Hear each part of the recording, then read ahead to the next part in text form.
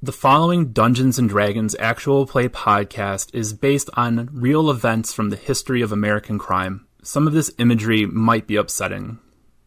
Listener discretion is advised. Infinite power, infinite power, infinite power, infinite power, infinite power.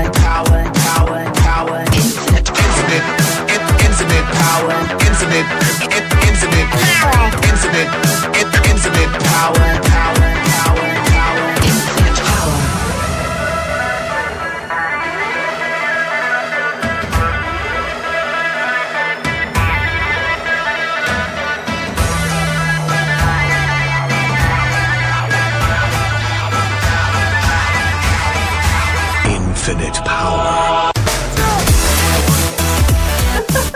So, Nim, you are up. Take the stage.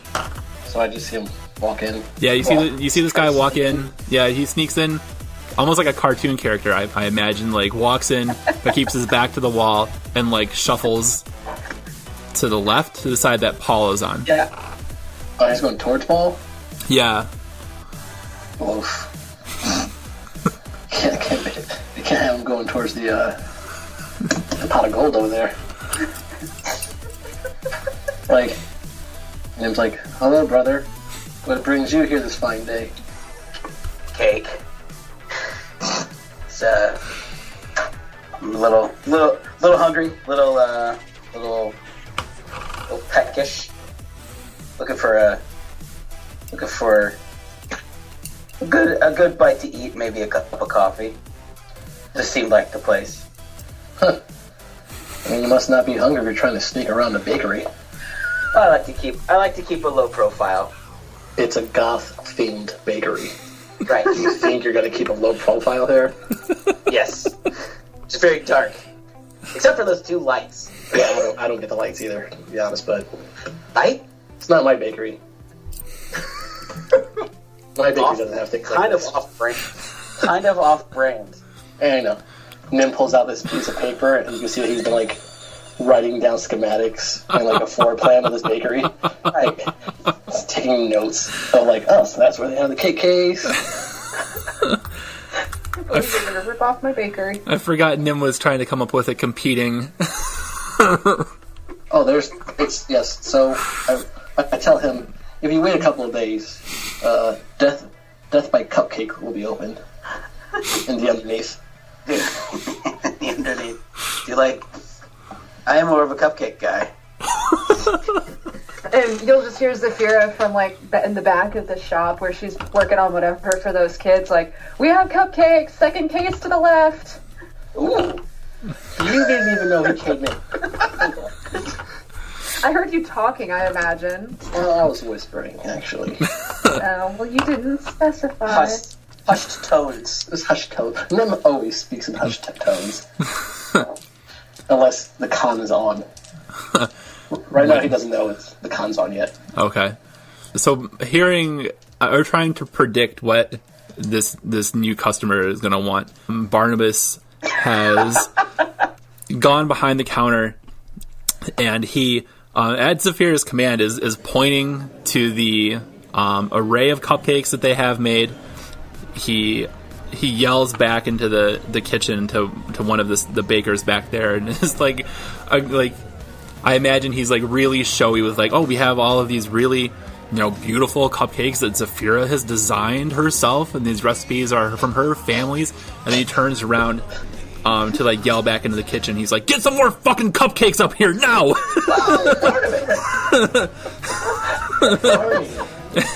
and then. But it's like that, right? It's like a Dr. Jekyll and Mr. Hyde.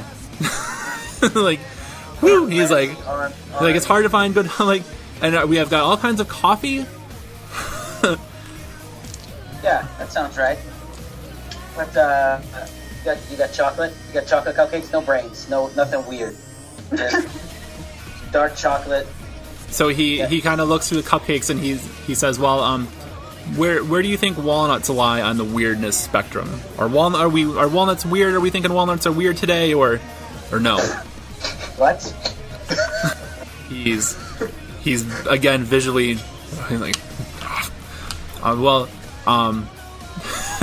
I almost just gave myself a nut allergy, but I don't want that to come back to bite me. I don't want to have walnut trees fall on me, so. Yeah. Gosh, the bullet. He brings you your coffee and he says, I'll talk to the kitchen about getting something up here that is maybe a little bit more bland.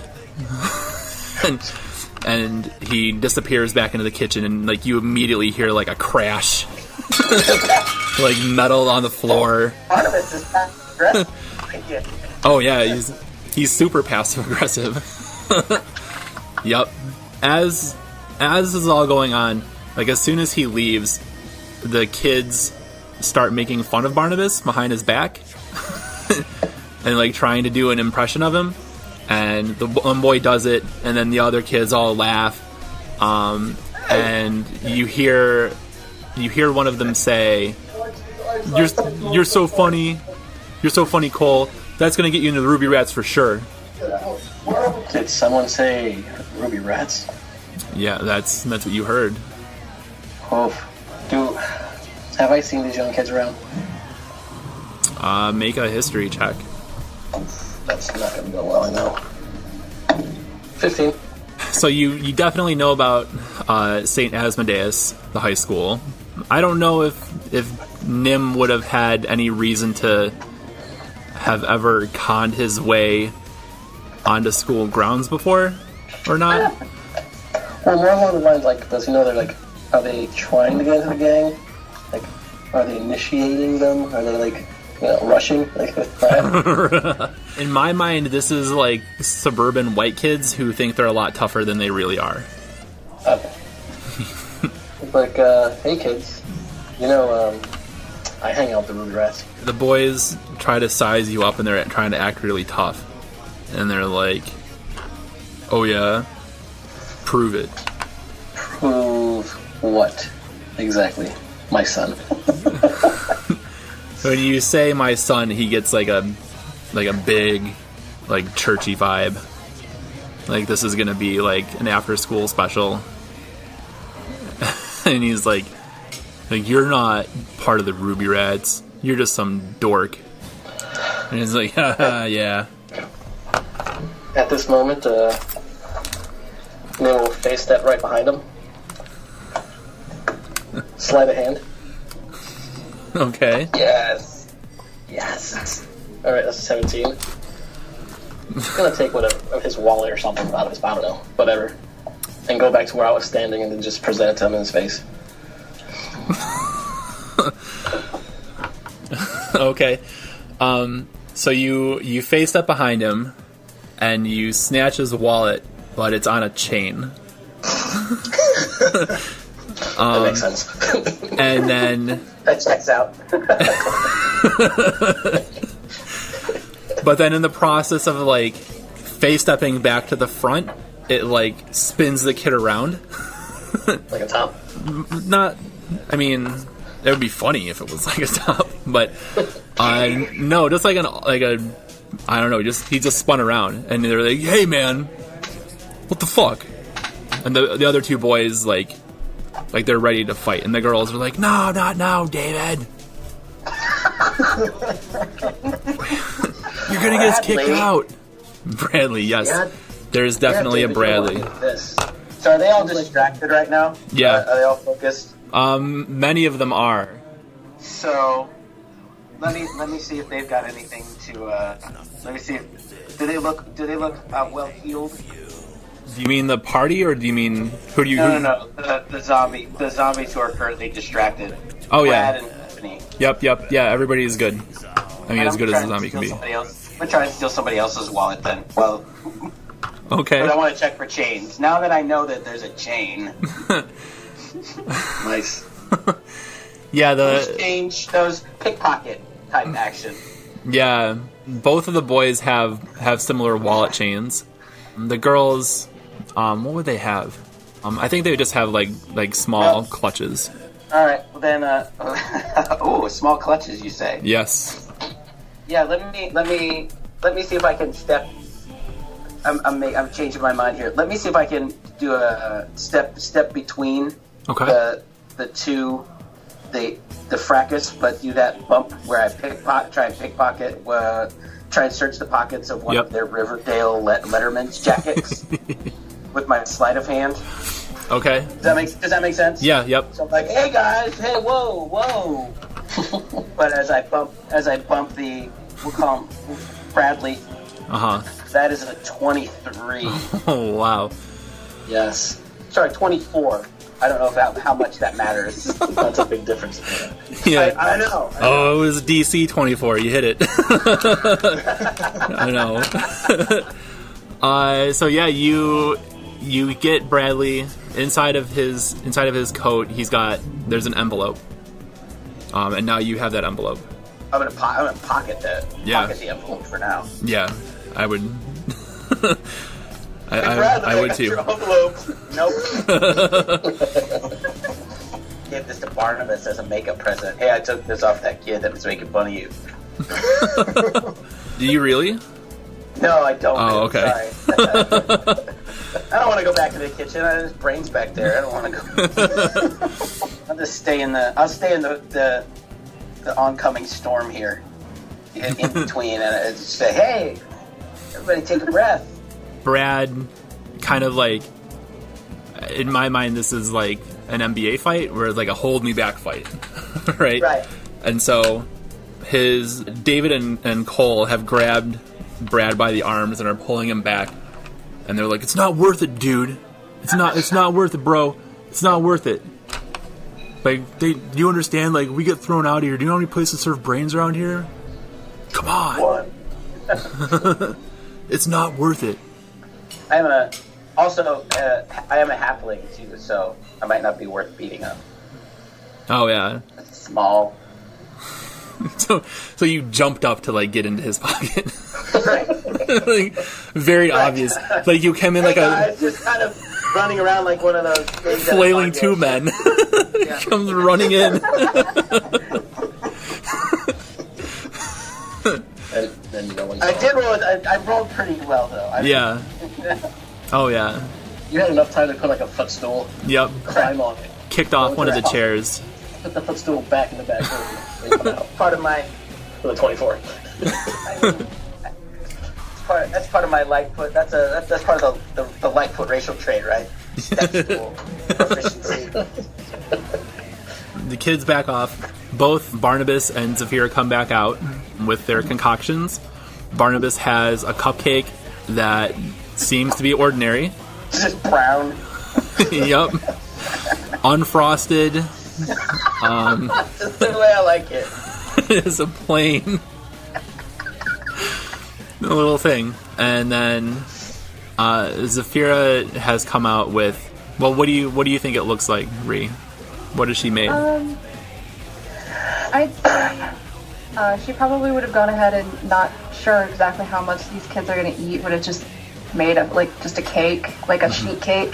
But I'd imagine that it just kind of almost looks like maybe like a strawberry frosting, but obviously it's not strawberry. It's kind of like a pinkish color. Uh-huh. I don't know, probably just would have been looks like it's decorated like any other kind of cake. Yeah. Okay. But also kind of clearly it's not a normal cake Yeah. at the same time. Oh, yeah. So the color is just a little bit off for it to be food coloring. Yeah. Probably has like a musky smell to it. This is a hearty cake. And so the kids' eyes all light up.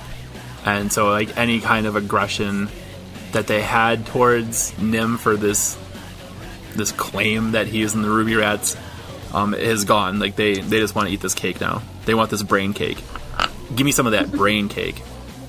So we're gonna leave it at that then. You guys are good with the kids? Just sitting there eating their brain cake? Well, while they're eating their brain cake, Uh-huh. Nim has a couple of questions. Okay. He walks over to Zafira and Barnabas. And like, is it common for police investigators to own bakeries? It's been a few days since we've been at the house, right? Yeah. I don't think Zafira would have kept up the veneer of being a police investigator. She would have, as soon as they were in the bakery and away from where people could overhear, she would have dropped it. Fair enough. It That's just fine. explains. Yeah. And I didn't need to know that. I thought that when we left last time, it was kind of like both parties realized that the other was running a con. I don't think it wasn't not- like outright acknowledged. Yeah. though. It was kind of like an open secret, but we were all Yeah. acting like we were still. And Nobody. I feel like Nim and Alos would still be holding up the secret. Oh yeah, for sure, Trying to. We know you're bullshitting us, but for We sure. are men of the claw. How dare you insult us? Learned so much. Brother Nick. And I think Praise be. This thing. I feel like Alos might have literature by now too. But like, Some pamphlets. yeah, but like stuff that's given out or like just left behind places, right? Like I don't know. There might be a takeout menu mixed in. It's right on the takeout menu. somewhere in there you managed to you somehow, some way got to have a pamphlet for Death by Chocolate in there somewhere. Like an old advertisement you tore off somewhere thinking it was something different. Definitely. Accidentally got mixed in. Okay, so you guys are just kind of waiting for these. It's like it's a little bit tense with these kids in there, right? And they're talking about the boy that they heard that was killed, and they're talking about how they're gonna go and try to get into the Ruby Rats tonight. They gotta tell all their friends about this place, and you see people coming by, and like there's steady foot traffic coming into the bakery now too. So everybody make a perception check. Good grief. 9. Okay. You know me, it's either one or the other. Okay, it's a 20. 13. 17. 16. That's a nat 20. Okay, so those of you who got over a 13, when the door opens and some more people come into the bakery, you hear the whispering from the wisps outside saying, "Come inside, Death by Chocolate. It's the best. Tell him your sorrows. Eat your feelings. Eat your feelings. You're miserable. Chocolate makes it better. Eat your feelings." And like on and on. So do you do anything in reaction to that, or is it just like this is the That thing? is creepy. So you said 13. 13 or Above or 13? yes, sir. 13 or above. Yeah. Okay. Hey, I kind of sidle up to Barnabas. Mm-hmm. It's like, hey, what's with the talking balloons? He says, the woman who sold them to me said that they do amazing hype and public relations, Yeah, they're creeping me out a little bit. but they got you in here, didn't they? I mean, I can't argue with that. And you're still here. So, drink your coffee. It's just good coffee, that's why. Like, are they a promotion company? Yeah, Do they do clubs? Are they for hire? Because we have this church opening up in like 2 weeks. Alos, give me the business card. Do you guys? Revivals on demand. Wait, what are those things doing, you said? I can't hear anything, though I've been a little busy with the kids. They fit your aesthetic better than you might think. Yeah, at first it's like, oh, look, girls, and then not as much. At first, it's just like, I told you they were goblin lights. Let's get rid of them. I told you they were goblin lights. Oh, I mean, if you guys aren't going to use them anymore, just let me know. right. And she's going to go over to the people who just walked in and do her thing of, hi, welcome, how can I help you? They both order coffee and muffins. I'll get it for them. And I'll get it for you. Here's your goddamn muffin. throw it on the table. Here's our coffee. It's to die for. Black is your soul here. That's probably the only way that they sell it. I'm sure it is actually, but Barnabas has been trying to like sneak in different flavored coffees, and keeps getting shot down. If we're having a good day, we might give you some sugar. I imagine Zafira saying that out loud, and Barnabas has like come out of the kitchen, and he only hears that part, and then he spins around and goes back into the kitchen.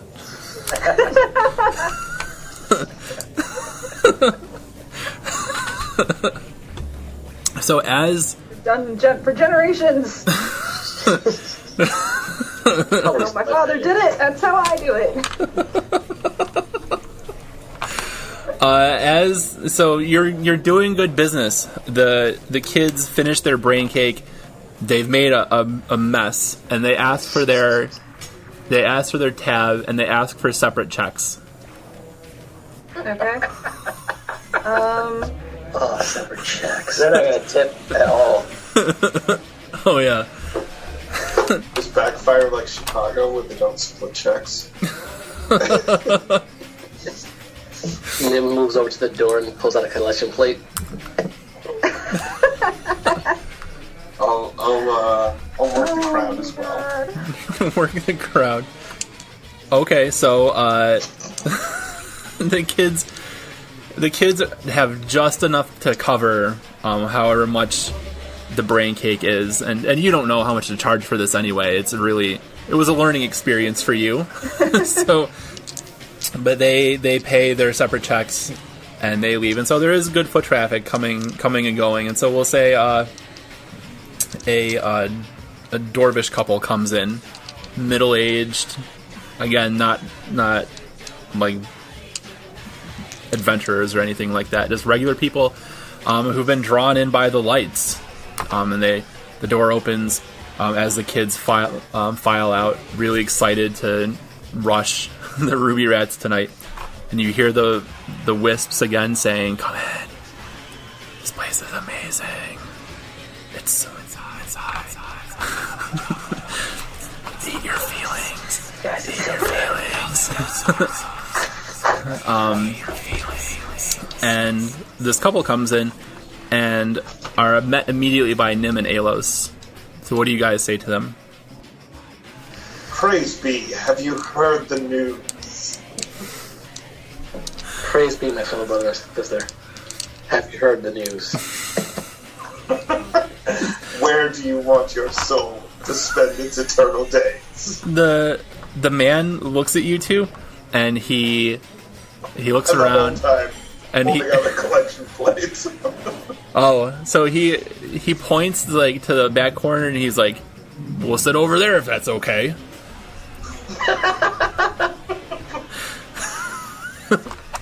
Please seat yourselves. Don't worry, we'll get them on the way out. Get him on the way out. As this is happening, you hear an audible crash from the basement of the bakery. Oh no. And Barnabas is not. He's in the room with you, so this is not Barnabas related. I thought it was Barnabas. No, it's not a Barnabas related temper tantrum or anything. Basement. First thing Nim does is he looks around and is like, "Where's Paul?" Just make sure Paul's in the vicinity. Paul is on his second bran muffin. And it's still just the same cup of tea, and he keeps he's been working Working that bag. He's been working that bag. He's getting every molecule of leafy goodness out of that tea bag. Alright, just want to make sure he's alright. Yeah. Does that sound, does it seem to cause general alarm? Or is it well, sometimes you break a dish? No, it's a general alarm. This is unusual. The tables rattle. Oh, so it's not like a theme like Rainforest Cafe? No. It's not thunder and... Well, I mean, I can't say that. I guess that's up to Ree if there would be something like that happening here. No. I'd say probably not. No. I didn't think so. I would probably try and sneak off to see what it was. Okay. Zafira would definitely be going to see what it is. It's her shop. If it's something possibly dangerous, she can't let that, her patrons are her patrons. Not her patron, but her patrons. Crazy. Not her patron, but her Patron, slightly Yep. different. Same sense of obligation. just different levels on the bureaucracy. Yeah, totally. Who knows? Her patron may be in there. May causing all that ruckus. What if it's Paul? Oh shit. Swerve. Oh, that could be Plot something. twist. Yeah. That could be something to explore down the line. Where did this go? So who all's going down to the basement? Alos, Zafira, Percy's going. Percy's going. I'm staying upstairs. I'm gonna check out this envelope Okay, so because this is an adventure. Before Alos goes down there, Nim just does the whole eye thing and take notes while you're down there. Map out what kind of basement they got going on down there. Oh my They god. got a walk-in cooler. You gotta walk in the freezer, what's going on?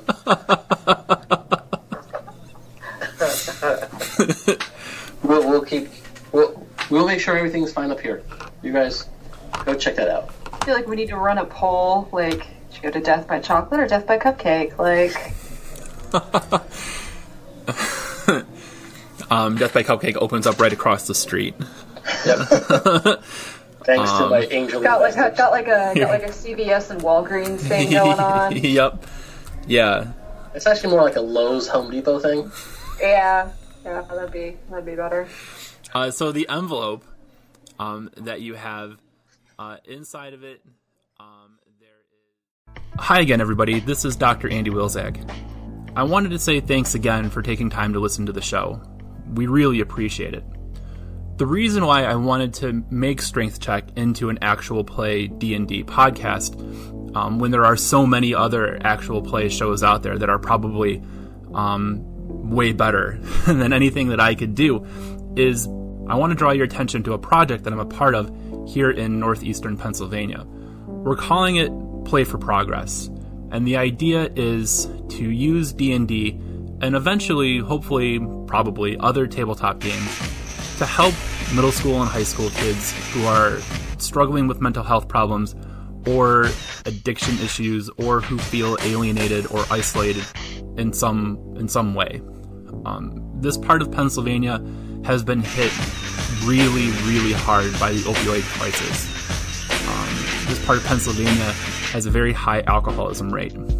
And this part of Pennsylvania is diversifying very quickly, and there are those who have capitalized on that to try to create more conflict between people. So we have a lot of kids here who are alone and who are suffering, and suffering mightily. So what we're doing, and the point of this message now, is to just let you know that we are raising money to make Play for Progress a sustainable force for good in the northeastern Pennsylvania area.